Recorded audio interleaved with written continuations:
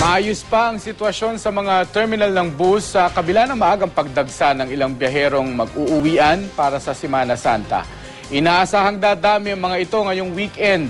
Ito ngayon ang pinaghahandaan ng mga ahensya ng gobyernong naatasang magbantay sa mga kalsada. Makibalita tayo kay Bex May Humawas ng GMA Cebu. Ngayon lang ulit makakauwi si Cherry Blancaflor sa kanyang pamilya matapos ang 4 na taong pagtatrabaho sa Sudan. Kaya nga graduation ng anak ko ngayon at saka humiti. May award daw ba yung anak ko? Siyempre, excited lang kasi ako makauwi. Ako kayo sobrang excited. Siyempre matagal na hindi ko nakakapiling yung Isa lang siya sa maraming Pilipinong itinaon sa Semana Santa ang pagbabakasyon. Sa ngayon, wala pa raw siksikan ng mga tao sa ilang terminal sa Maynila.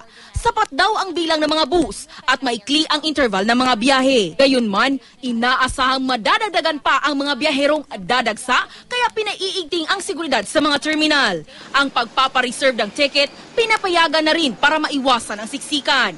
Halos 500 bus naman ang pinayagan ng LTFRB na makabiyahe sa labas ng kanilang rota simula bukas hanggang April 1. Ito'y para raw matiyak na may maayos na masasakyan ang mga biyahero at maiwasan ang stress sa mga driver.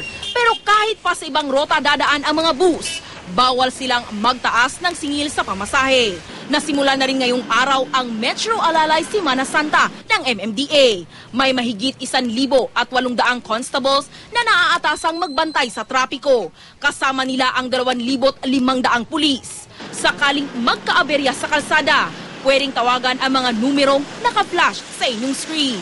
Mag-log on sa website ng DOTC para sa iba pang impormasyon.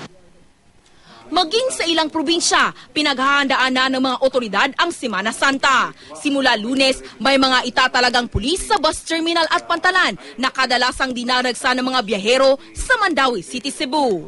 May magbabantay rin sa mga simbahan.